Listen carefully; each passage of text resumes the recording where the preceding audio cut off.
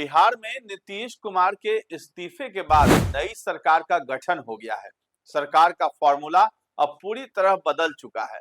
नीतीश सरकार में उप मुख्यमंत्री रहे सम्राट चौधरी बिहार के नए मुख्यमंत्री बने, तो जदयू कोटे से दो नेताओं को डिप्टी सीएम बनाया गया है। सत्ता परिवर्तन के साथ सरकार का मॉडल भी बदल गया है। नीतीश कुमार सीएम थे तो बीजेपी कोटे से दो डिप्टी सीएम थे, लेकिन अब जब बीजेपी से सम्राट चौधरी मुख्यमंत्री बने तो जदयू से विजेंद्र यादव और विजय कुमार चौधरी ने डिप्टी सीएम पद की शपथ ली है। नमस्कार, आप देख रहे हैं न्यूज हाट। मैं हूं आपके साथ रितेश शर्मा। बिहार की राजनीति में जदयू नेता विजेंद्र यादव और विजय कुमार चौधरी एक बेहद अनुभवी, शांत और नीतीश कुमार के सबसे भरोसेमंद सहयोगी माने जाते हैं। यही वजह है कि नीतीश कुमार अब जब मुख्यमंत्री की कुर्सी छोड़कर दिल्ली में राजनीति करने का फैसला किया है, तो जदयू से विजय चौधरी और विजेंद्र यादव को डिप्टी सीएम की कुर्सी सौंप दी गई है। ऐसे में सवाल उठता है कि आखिर जदयू के ये दोनों नेता कौन हैं जिन्हें नीतीश कुमार ने अपना सियासी उत्तराधिकारी बनाने का फैसला किया है। जदयू कोटे से डिप्टी सीएम बनाए जा रहे विजेंद्र यादव ने 1990 में अपनी राजनीतिक पारी का आगाज किया और कोसी इलाके के बड़े चेहरा बनकर उभरे। जनता दल से पहली बार सुपौल क्षेत्र से चुनाव जीतकर विधानसभा पहुंचे।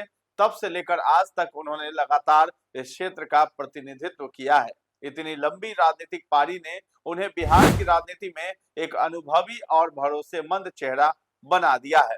1990 का दौर बिहार की राजनीति में बड़े बदलाव का समय था। कांग्रेस शासन के बाद जनता दल का सियासी उदय हुआ और इसी लहर में विजेंद्र यादव ने अपनी पहचान बनाई। जनता दल के टिकट पर चुनाव जीतकर वे विधानसभा पहुंचे और धीरे धीरे अपनी कार्यशैली से नेतृत्व का भरोसा जीत लिया।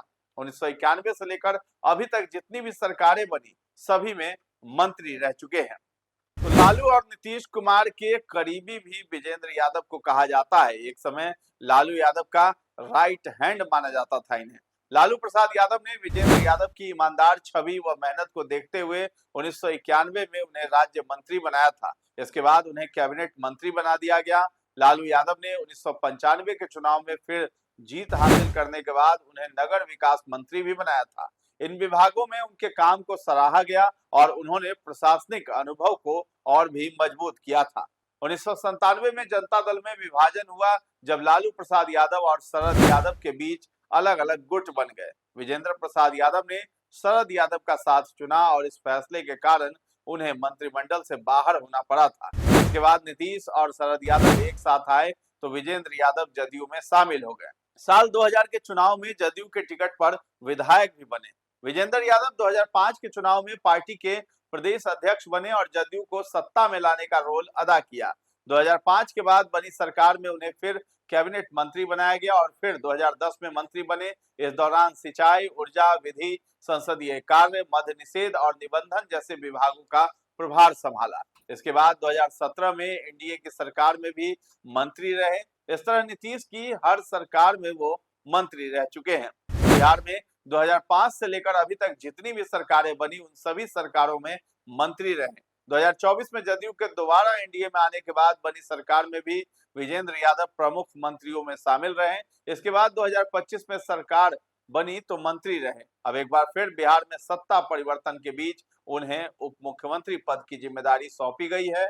ये उनके लंबे राजनीतिक अनुभव और संगठन के प्रति निष्ठा का ही परिणाम है कि वे लगातार सत्ता के केंद्र में बने हुए हैं। अब बात कर लेते हैं विजय चौधरी की, जो कि दूसरे डिप्टी सीएम हैं।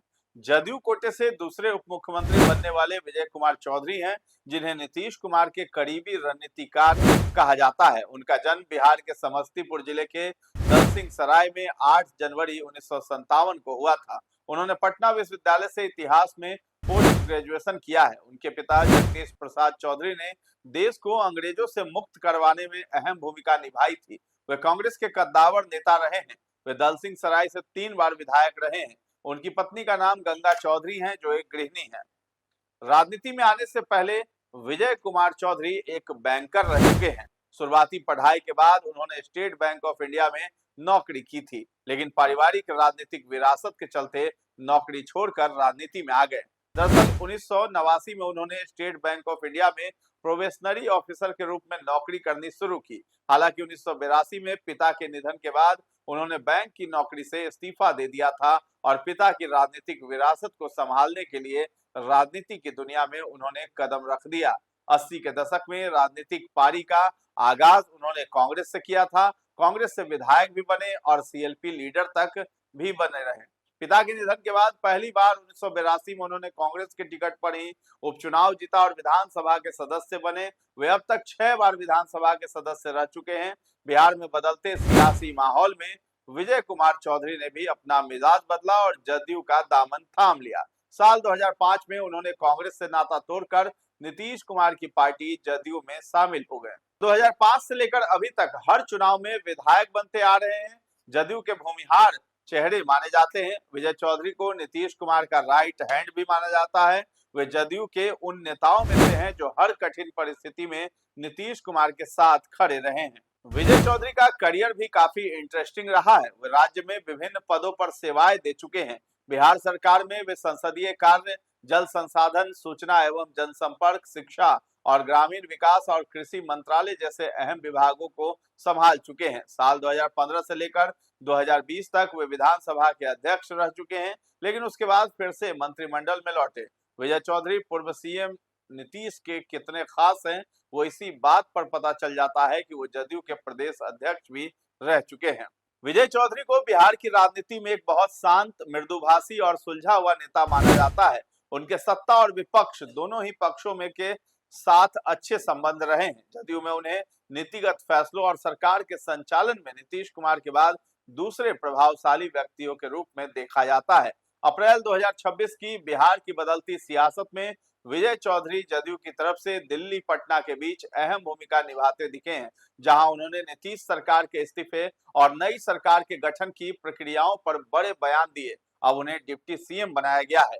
तो बिहार की राजनीति में विजय चौधरी को एक सुलझे हुए और गंभीर राजनेता के तौर पर देखा जाता है। 2025 के चुनावी हलफनामे के अनुसार उनकी संपत्ति 3 करोड़ 20 लाख रुपए है, लेकिन सबसे खास बात यह है कि उन पर कोई भी आपराधिक मामला दर्ज नहीं है।